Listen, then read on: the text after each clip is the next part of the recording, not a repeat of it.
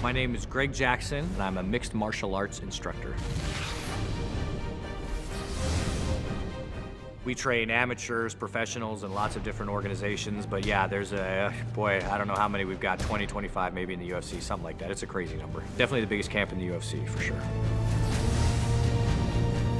George St. Pierre said one time that I was like the maestro. I'm the guy that, taps and plays the symphony in the corner. Yeah, I'm an extra pair of eyes on the outside, so I'm asking them to, watch out for certain things or do certain things, or just reminding that they're in there doing a good job. I do that a lot. And if I do my job right, then cornering's the easiest thing in the world. If I do my job wrong, then I'm kind of the last line of defense to try to save him. Sometimes I can, and sometimes I can't.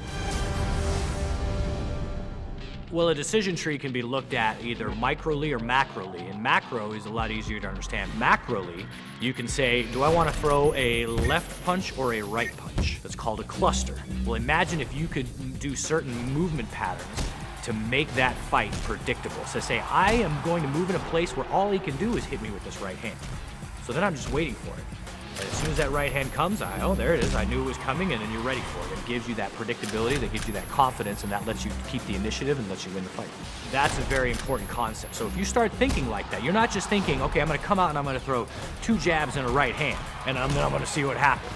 If you're thinking to yourself, I want to put myself in a position that the very nature of his blocking my jab allows me to hit him with a right hand, then you're in a structure where you're maximizing your chances for success.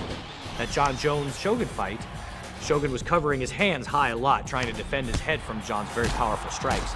So at one point, John, understanding that, had a decision to either throw a left hook at his head, which was then blocked, or throw it at his liver.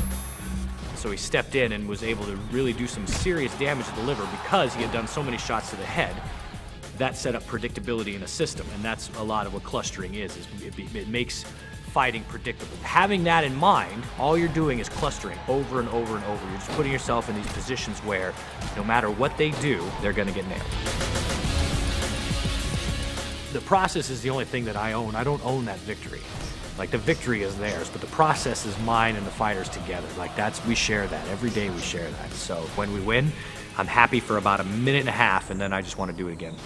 UFC Undisputed 3, your move.